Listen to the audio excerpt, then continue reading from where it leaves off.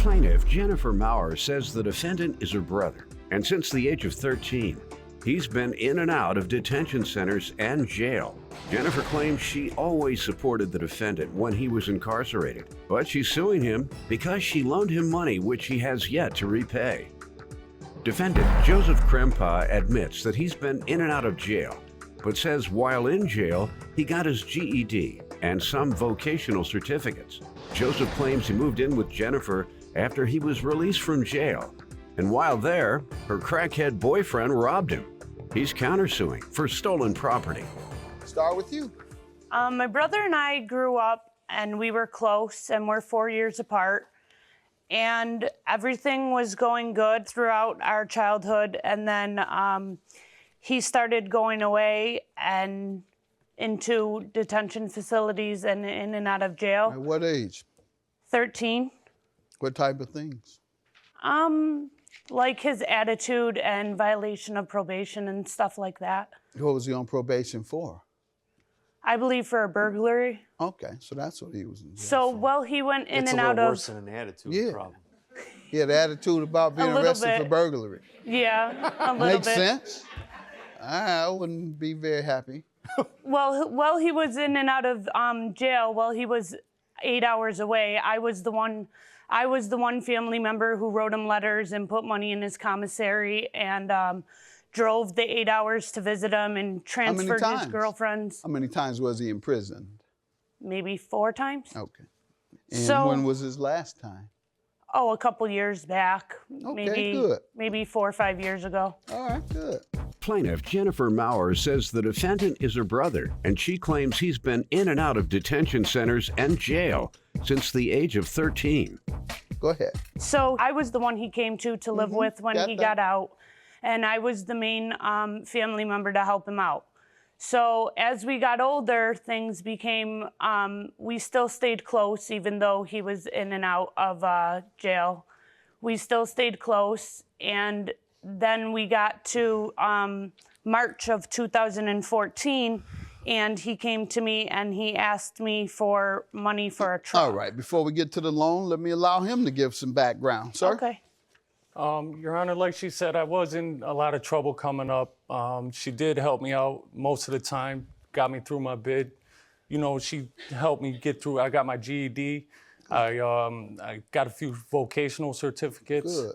I do appreciate that. And, she was the one there for me. In 07, when I maxed out, I'd moved in with her and her boyfriend. And during that, I started working. Did you get back in trouble since then? She said it's been 4 or 5 years. Yeah, a few times here and there. Nothing major. I didn't go to prison, no time or anything. Looking back, what caused all your problems? I got in an accident when I was 10. I was real into sports and everything. I couldn't play any sports in high school, so I don't know if maybe I'm blaming that on like me not being able to, join in those activities. Did you have a father at home? Yes, sir. But I don't know if in high school, I just turned to the streets, hung with my boys. You live in a tough neighborhood or something? Not really. Buffalo. So what streets you turned? Buffalo is tough. Or you were in the upper scale part of Buffalo? Well, high school, we were in the suburbs. Cheektowaga, outside of Buffalo a little bit. You were trying to be like the thugs. Well, yeah, maybe you could say that. Yeah, you got a lot That's why I ended up in jail, and I got an attitude now. Yeah. That's what happens with a lot of the suburban kids. They listen to too much rap music. Right. And DMX they was a be man back then. Huh? DMX was a man back then. See there? You listen to DMX, and they hear too much rap music, so they want to be a thug, and they end up going back and forth to jail or prison or get killed. Right. And didn't have to be a part of that or shouldn't have been a part of that anyway. You're just trying to front.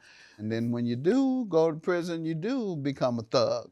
A lot of times they'll have to stick with one of the street gangs they were affiliated with on the street or become affiliated with them in prison and maybe pay them a little extortion money to protect them.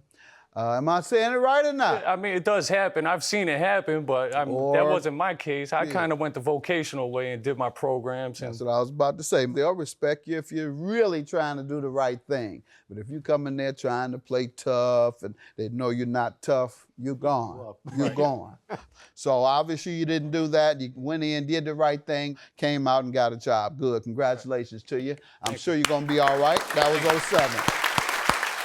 Now, anything else before we get to the loan she's suing you about? When I moved in with her and her boyfriend, like I said, I started working. I'm getting all my things together. I'm doing good. She goes to work, I go to work one day. This had to be maybe early 09. And everything in my room was gone. Her crackhead boyfriend she had at the time stole everything in my room. You went with a crackhead for a while? You had it on both sides. Yeah. She your didn't brother know, I and didn't your know. boyfriend in trouble. Plaintiff Jennifer Maurer says the defendant is her brother, and she claims he's been in and out of detention centers and jail since the age of 13. Ma'am, you tell me about the loan you're suing him for. In March 2014, he came to me and he asked me if he could loan some money for a truck to commute to the further suburbs to better his employment, to make more money. It wasn't in 2014, it was 09. Was it 09 or 14? It was in 2014. All right, go ahead. And I have a witness statement here that my witness agreed, my witness saw the agreement between him and I, and he agreed to pay me within 6 months. And is it in 14, that date? Yes. All right, let's see it. Wonder if it's the He boyfriend. agreed. It's not the boyfriend in the witness, the ex, No. the crackhead No. is. No. Go No. ahead. And what happened? He agreed to pay within 6 months, and as the 6 months went on, he says, I got you, I got you, I got you. Maybe once or twice he handed me $20.